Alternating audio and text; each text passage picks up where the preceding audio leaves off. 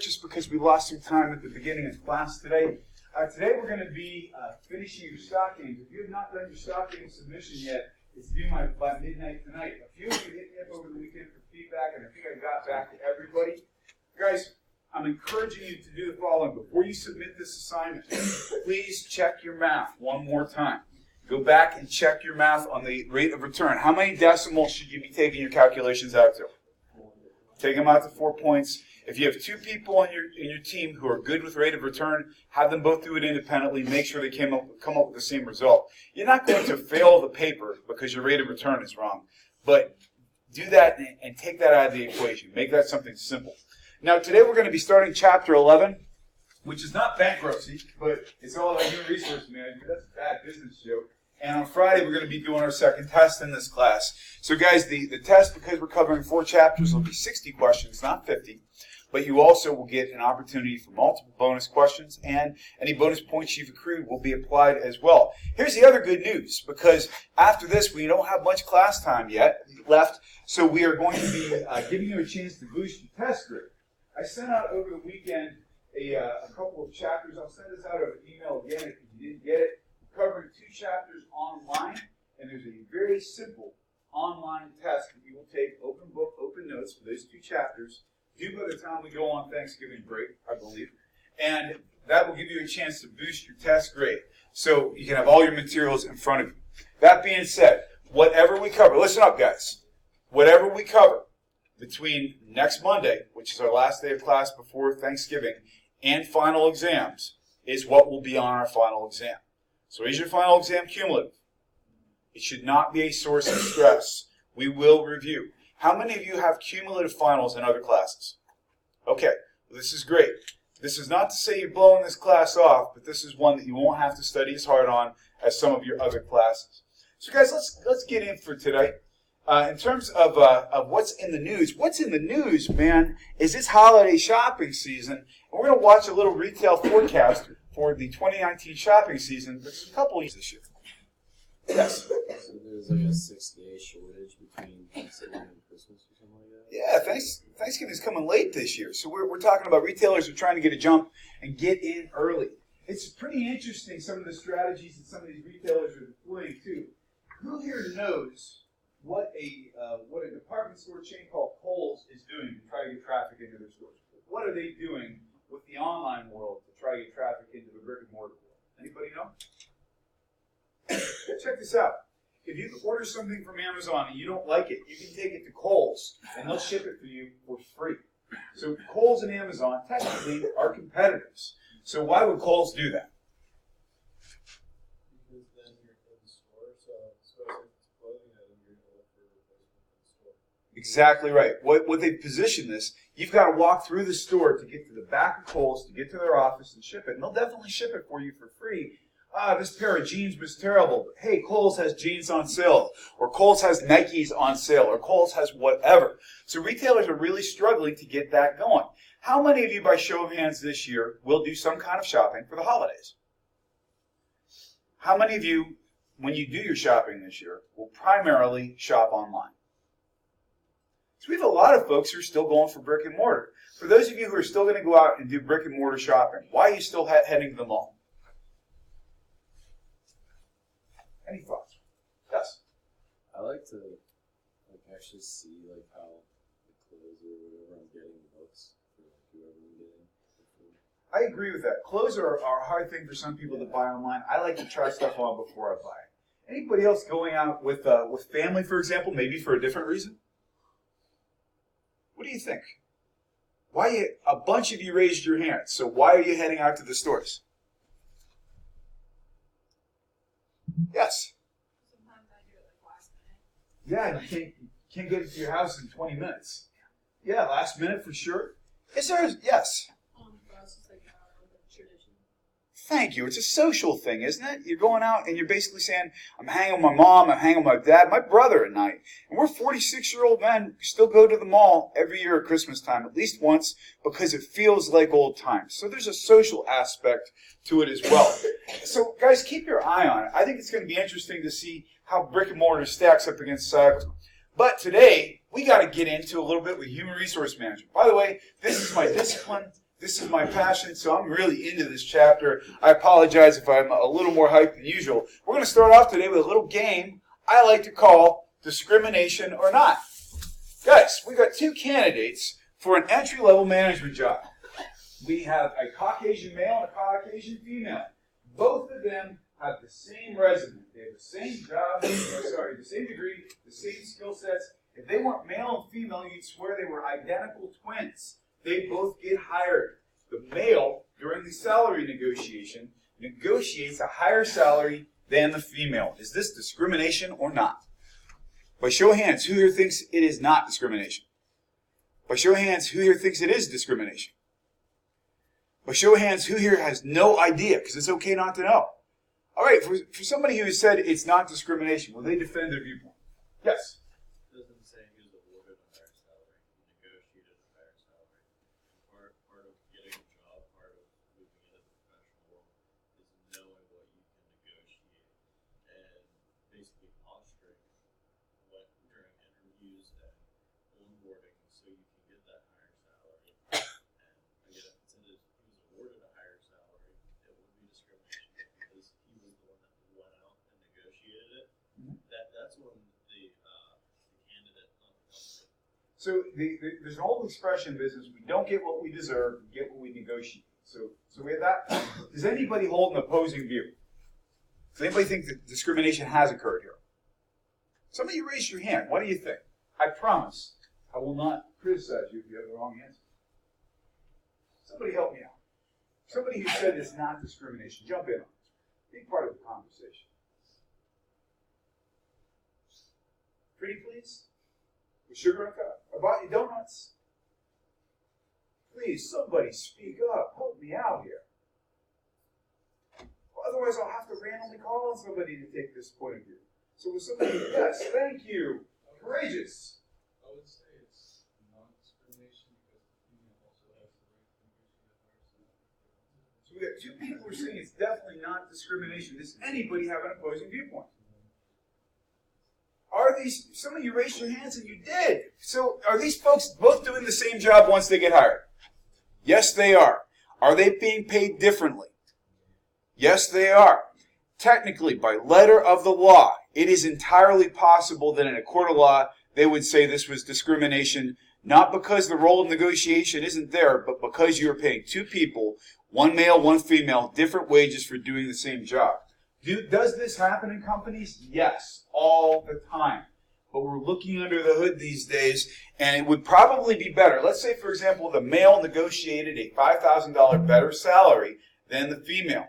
The company would actually be better off giving the female a $5,000 raise than trying to whittle it down over $5,000. Let's take this down once. If you have $5,000, will somebody with a phone divide 5,000 by 24? What is 5,000 divided by 24?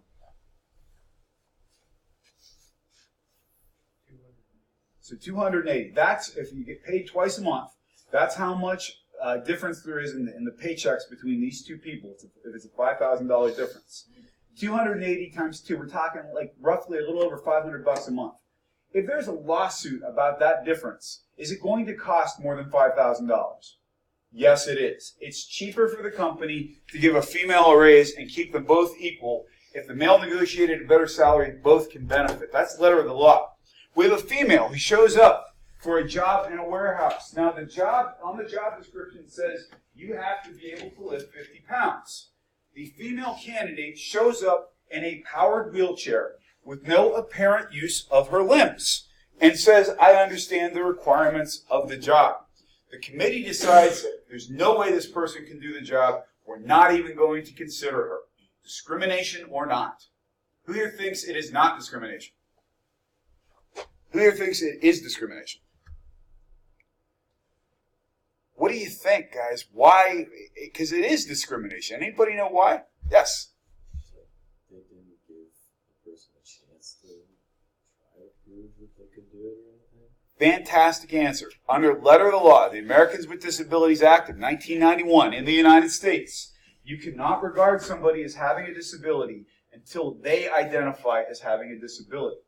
You can, however, ask any candidate to perform a job-related function to prove they could do the job. If the interview committee asked this individual, can you lift this 50-pound box, and she failed to do the job, they would be within the right to exclude her from consideration. That being said, if you ask this candidate to demonstrate, you better ask all your candidates to demonstrate. You better keep it equal, rather. All right, we have one of the best players to ever play the game. Mr. Mean Joe Green, one of the most legendary Pittsburgh Steelers to ever step onto the field. Well, we're making a movie about his life. An Asian American man tries out for the part, and he's told, "You're not right to play Mean Joe Green." Is this discrimination or not? Who here thinks it's discrimination? Who here thinks it's not discrimination? Yeah, I mean, Mean Joe Green is very obviously an African American male. Technically, it is discrimination, but it's legal. It's called a bona fide occupational qualification, a BFOQ. Here's the trick, guys. There are some times whenever we can hire people under criteria that would normally be considered discriminatory. At St. Francis University, we have one person in our entire group of employees who benefits from a BFOQ. Who might it be? Let me give you a hint. What's the name of our school? What religion are we here? So, is there a certain criteria by which someone of a certain gender is required to do a certain job? Like Father Malachi. Bingo! You can't be the president of St. Francis University if you're not a priest. In the Catholic faith, can you be a priest if you're female? You cannot. And regardless of people's individual beliefs on that, that is a BFOQ at work here at St. Francis University. Look at this guy. He's got tattoos so good they actually match the wallpaper. So this guy actually applied, and look at the way he's holding this cup here. He's got hoops in his ears. His resume, however, is killer. It looks great on paper. You interview this guy for the job, you take one look at him and say, nah, you don't fit the company image for our company. Is this discrimination or not? You're exactly right. Why?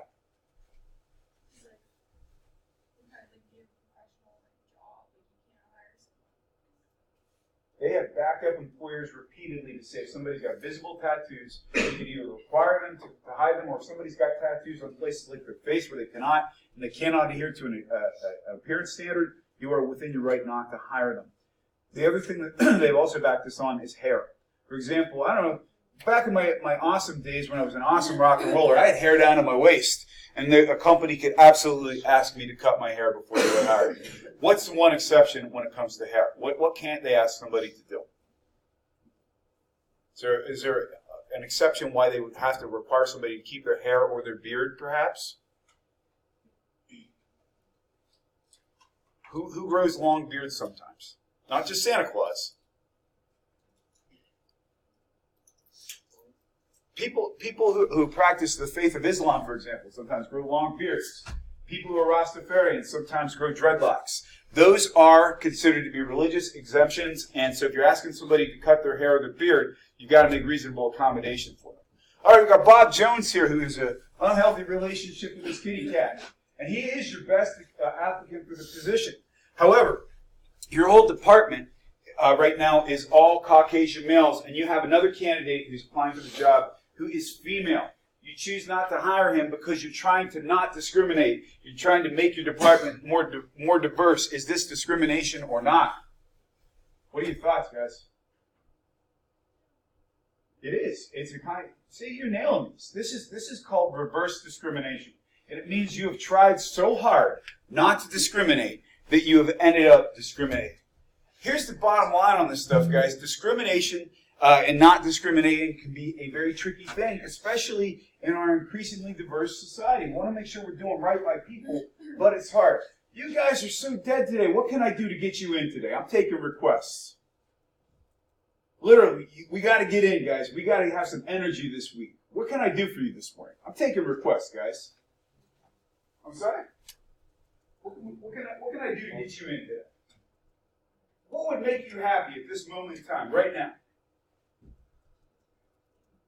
Anybody. What will make you happy, guys? Stand up for a second. Stand up for a second. I'm serious here. because I feel like you guys need some energy this morning. I want you to put your hands behind your back. I want you to stretch out a little. I want you to go side to side, stretch your hips out a little. If you can't stand on one foot, shake it. If you can't stand on the other foot, shake it. If you can move your arms around a little, sway them around a little, let's get some blood movement in those arms. I want you, after I say something, to repeat it right after me. Good morning, planet Earth.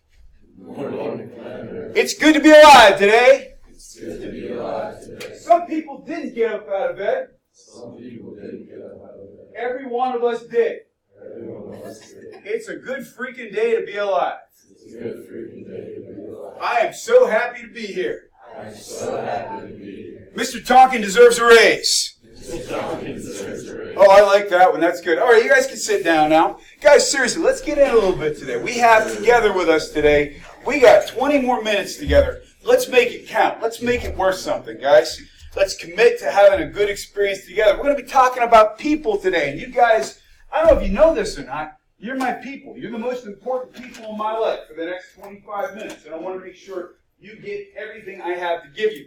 So guys, we're going to be talking about what it's like to recruit people for companies, to put the right people in the right job. What's the most expensive part of any company still in the world right now? What is it? It is? It is paychecks. Who go to? Employees, people. People are our best resource. So we're going to be talking about why we make use of people and how. People also want to have feedback. One of the biggest mistakes we make in this world is only telling people when they mess up. If you only tell people when they make mistakes, they'll work just hard enough not to get punished. You will never get excellence out of people who are not hearing when they're doing a good job.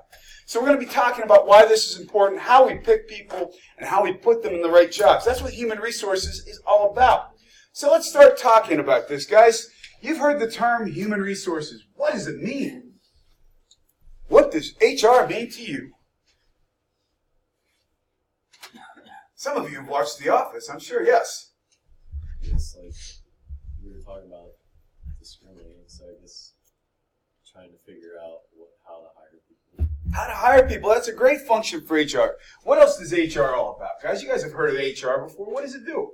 Yes? Basically manages anything that relates to the employees of the company. So anything involving people, we do that. Are there negative connotations with HR? How many of you have seen The Office? Who's the HR guy in The Office? Toby. What's he look like?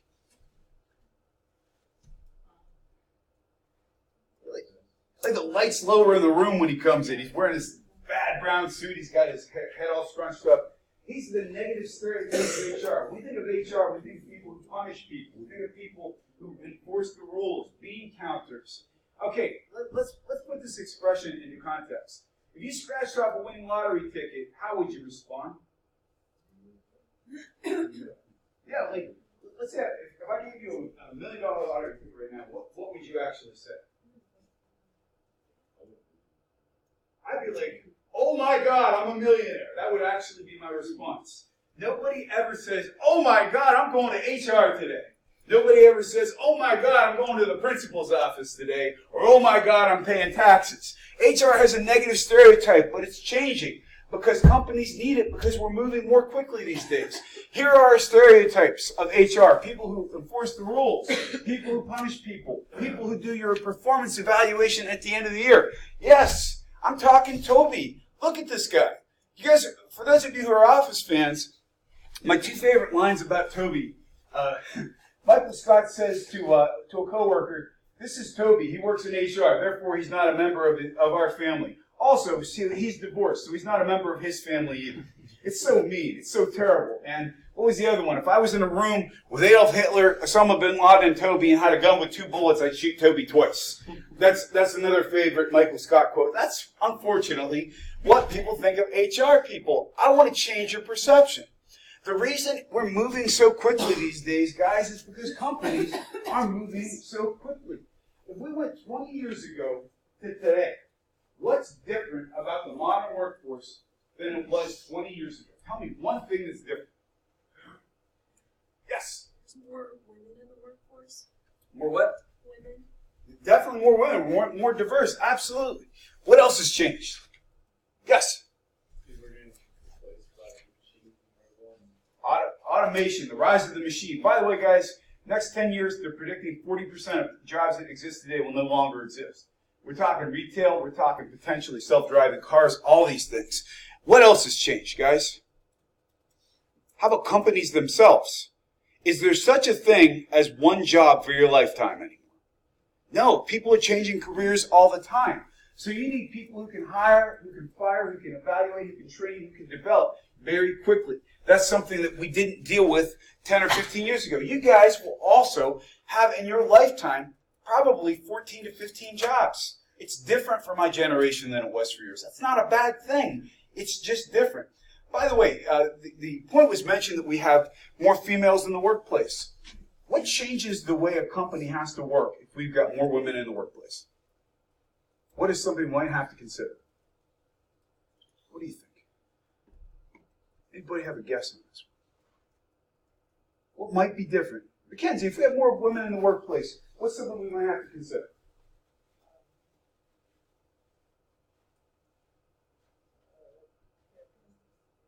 I'm sorry. Well, that's true, because we want to elevate women, we want to put them into executive positions. There's one thing that women can do that men cannot. What is it? Like maternity stuff? Exactly. We got to have flexible workplaces because women can have children, men cannot. This is how much companies value women coming into the workplace now, which I think is a good thing. All the big tech firms in Silicon Valley, I am not making this up, it's true, you can look it up, are offering free egg freezing services for females in their 20s when they come to work. Why would they do that? Yes? Because the prime time for working is technically like the same time as a woman's infertile. Exactly right. They want to say if you're willing to put off having kids, we're willing to help you have kids later in life. That's not an inexpensive procedure, by the way. It's very expensive, but we're doing it. In terms of what HR does, guys, we look at what the organization is supposed to do, what our goals are as an organization, if we're Ford, if we're Google, if we're Amazon, what do we want to accomplish, because we need people to do it. And all of these things are part of it, whether it's how we pay people and give them benefits, how we evaluate them, how we train them, how we hire them, how we pick them out, how we manage people's careers, and how we develop them. Your company will invest in you if they are a good company. This is all important stuff. So when we start looking at the modern workplace, what's the unemployment rate right now, guys? We talked about it earlier this semester. Where is it?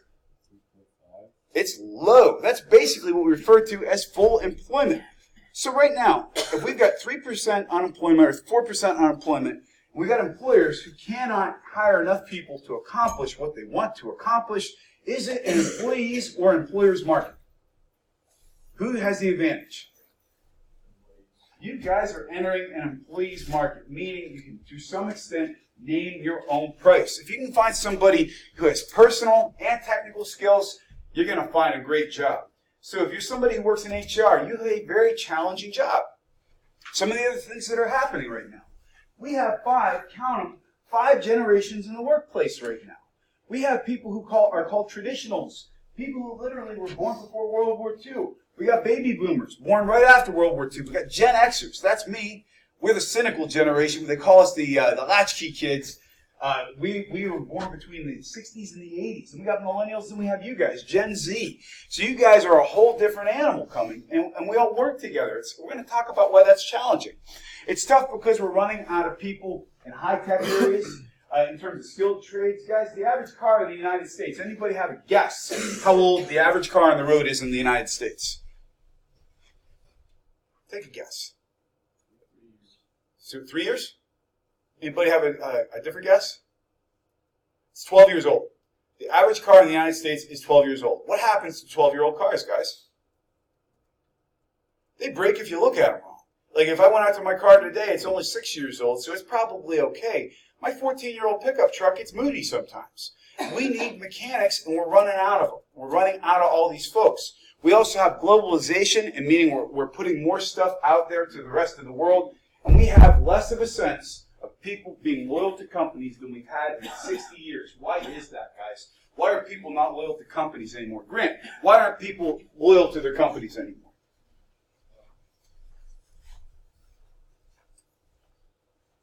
Trevor, can you help them? Why aren't people loyal to their companies? That's so many options. Lots of options. That's a good answer. There's one other answer, too. Yes. It used to be like you found a job and it was kind of like buying your casket, pretty much. I guess like you worked until you died and they put in money for you until you retired, but then it's not really like that anymore. We called it cradle to grave employment. The idea that your first job would be your last job. The 2008 recession put the final nail in that coffin. Although the funny thing is, I don't know why I just thought of this right now. Somebody told me, life's funny. You start off, drooling and pooping your pants, and that's how you end your life too, pretty much. So the end and the beginning are sort of the same thing. Not sure why I said that right now. It seemed like the right thing to say. By the look in your faces, maybe that joke didn't land all that well. Maybe we'll just continue. You're saying this stuff out loud, they can hear you too. Okay, let's continue. But the bottom line is people aren't loyal because of the recession of 2008. Everybody was losing their job. Does anybody know what the unemployment rate peaked at in 2008? What did it peak at? Alex, what did it peak at in 2008? What? The unemployment rate, what did it peak at in 2008? I have no idea. Well, give me a guess. From 1 to 100, give me a guess. 10. You're really close. It's 12%. This is the day you should play the horses, man. So, guys, what we also are going to be dealing with, we're hitting 3 more slides before I leave you on your merry way today. Guys, all HR that we do in the modern workplace is based around the Civil Rights Act of 1964. If you have heard Martin Luther King Jr.'s speech, I Have a Dream, it was about equality. It was about the fact that all people in this country should be equal. It's no coincidence that same period of time, the Civil Rights Act of 1964 was happening. This put into federal law that you could not discriminate in your hiring or the way you treated people in the workplace based on race, religion, creed, sex, or national origin. Also, age was part of this as well. Here's the trick, guys. The Civil Rights Act of 1964 fixed some things that were really happening in this country. I am not kidding when I tell you that we had water fountains that were labeled based on the color of your skin. Who here likes the song, a Christmas song at Christmas time? Have you heard it before? Chestnuts roasting on an open fire. It's like the best Christmas song ever. Anybody know who wrote that song? Or who sung that song most famously? Nat King Cole, one of the best jazz singers of the 20th century, when he toured in the South, could not eat at the same restaurant as his white band. That was in the 1950s and 60s in the United States. That's why we had this law. That's how far we have come. We still have places to go. Then we get to 1972, and the Equal Employment Opportunity Act basically said, all those things we said in 1964, we're backing them up with enforcement now. And if you choose not to hire people based on the color of their skin or their gender, we're going to punish you with fines, and we're going to make sure we right the past wrongs. In terms of some of the controversial procedures that have come out of this, affirmative action means basically that there has been the idea of setting quotas or ratios, for example, of people of color versus white people in the workplace, and that has been something that some people disagree with. I view it as something we're trying to right the things we did wrong in the first place. And we also have had a process also called reverse discrimination, which means when you are trying so hard to not discriminate that you exclude other qualified candidates because of them not being part of a minority status. That being said, guys, we're going to end our conversation there. We're going to finish this chapter on Wednesday. Guys, when's your exam in this class? Guys, one last thing before you go. I seriously want you to repeat after me on this one. It's a good day to be alive. Thank you.